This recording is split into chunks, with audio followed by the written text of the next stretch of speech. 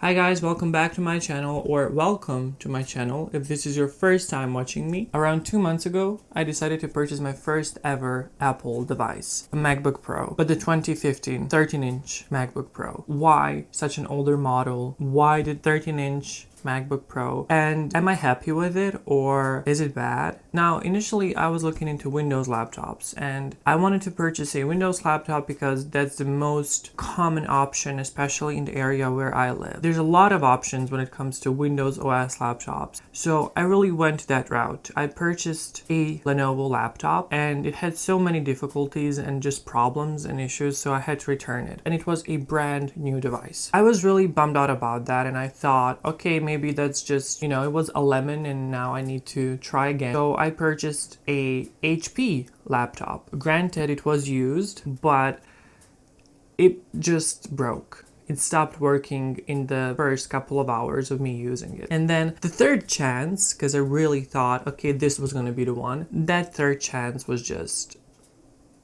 a hot mess. It was again an HP laptop. I wanted a slim notebook which was very portable and yet powerful and also not that expensive, and I really didn't have a lot of luck getting it. So I was really tired. Like, trust me, if anyone is into tech and likes to research when it comes to tech, it's me. But I was just tired. And at this point, it was like, I'm just wasting my time. I'm wasting my money in these things. Of course, I returned all of these laptops and got my money back. Don't worry. But it was really exhausting. So I was like, what about I go for Apple? In the place where I live, there's not that many Apple laptops. If you want to buy an Apple laptop, you're more or less forced to buy a new one, but that was just off the charts for me. So you're kind of forced to choose from a very small number of used Apple devices that are being sold online. Now, I had three main criteria. It had to be in good condition. It had to look nice because I carry it around and I carry it to my university and it's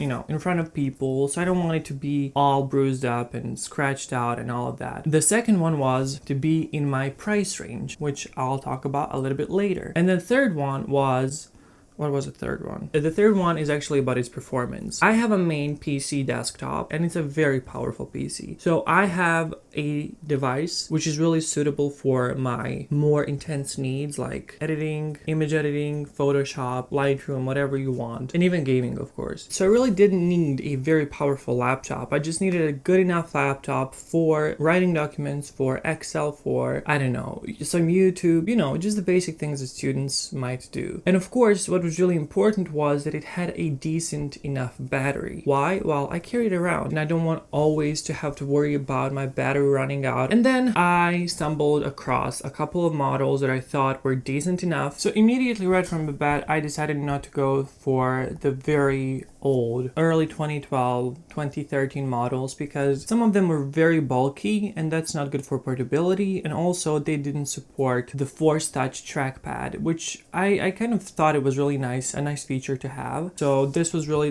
the kind of entry point to the Apple marketplace for me. So I want to talk about the design. So this is, of course, as I said, the 2015 13-inch Retina MacBook Pro, and it's made of aluminum and it offers, in my opinion, one of the best designs for this price point. It really is sturdy. You don't have to worry about it getting broken, or when it's in my backpack, I don't have to worry about it, just what is going to happen to it. It's not made out of plastic. It doesn't make any noises when you use it or open it or close it. The hinge, it's very premium. So having used only Windows laptops, which were not that expensive, meant that a lot of them were made out of plastic. So all of them exhibited some symptoms of bending or making noises and cracking sounds. So this here, the quality is really amazing. Like, even it feels premium to the touch. The laptop also features a Retina display, which means that it provides better viewing angles, more saturated and vibrant colors, but mostly a higher pixel density than earlier non-Retina displays. That was also another important thing for me. I didn't want the early,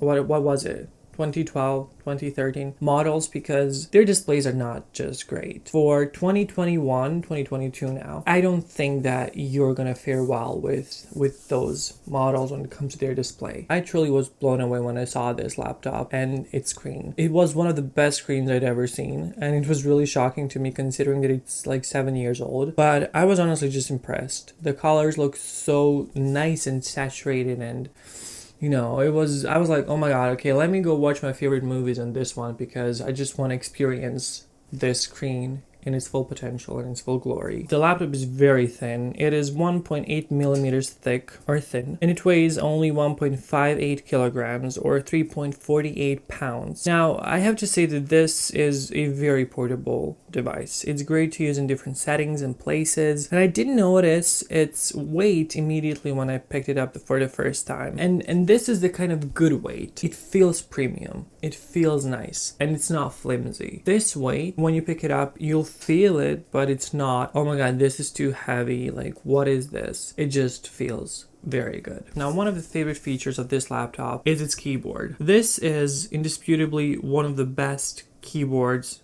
out there. It has the traditional scissor keys, which not only feel good to type on, but also it provides you reassurance that they won't break as much. Now, talking about the trackpad, as I've said, it was one of the biggest kind of features which made me decide to go this route and this model. It is the Force Touch trackpad, which means that the clicks aren't actually real, they're simulated. So when you click on it, there's a force which is applied from below the trackpad, which means that the clicks will be registered at any point of this trackpad and not only at the bottom of the trackpad. There's a glass covering as well on top of that trackpad, so it is flush with the actual body of the laptop. It's not like indented. Now, what is really cool about this trackpad, it allows for some software features such as drag and drop, renaming files, or using the Force Touch to search for a definition of a word and so on. It's really neat. I think that the size of this trackpad is really great. Again, compared to Windows laptops of this age, just think about a Windows laptop from 2015 and how it has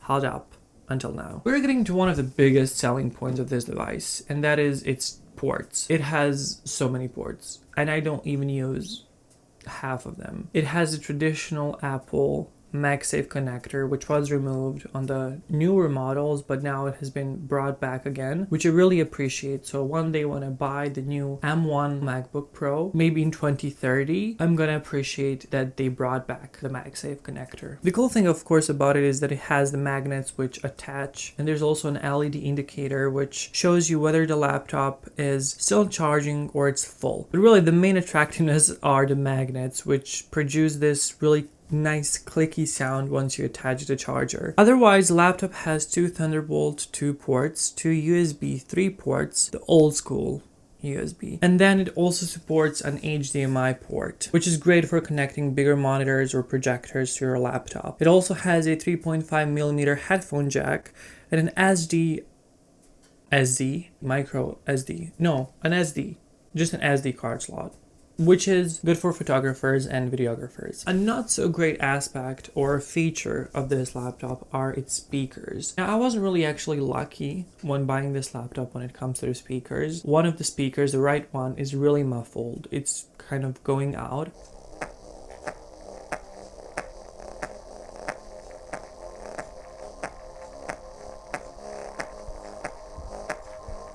I really rely on the left speaker, but a great option is that macOS has that feature in the settings just to kind of slide over the whole audio output to the left side or the right side. So in my case, I just use the left speaker to compensate for the fact that the right one is not working. But I feel like even aside from that, the disposition of the speakers really hinders the device. They're positioned on the bottom at the air intake vents, so that just makes the whole audio a little bit less prominent and less rich. Now, when it comes to the specifications, I really won't talk too much about these specifications in the processor and the GPU. I made sure that the laptop which I was buying was in no way 4 gigabytes of RAM. That's just not enough. Even if you're just searching the web and typing out documents, having 4 gigabytes of RAM is not enough. This unit also came with 256 gigabytes of SSD storage, which of course I also recommend everyone who's buying a laptop to go for as much storage as you can afford, because it's going to run out sooner or later. So when it comes to the performance, I really want to say something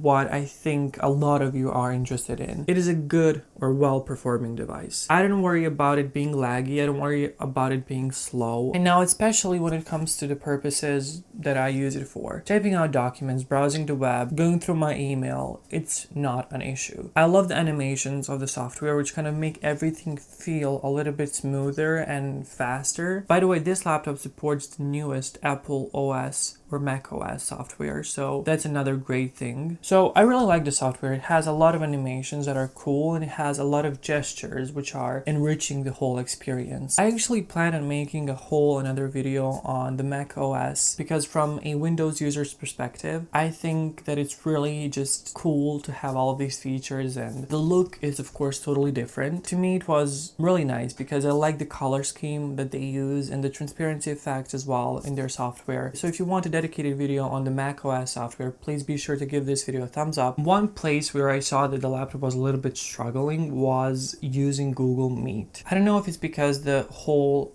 website, the whole platform is not optimized for Mac OS. It gets very hot, it starts to overheat, and then if I have another tab, which is what I usually do, because if I'm following online lectures, I also take notes in that other tab.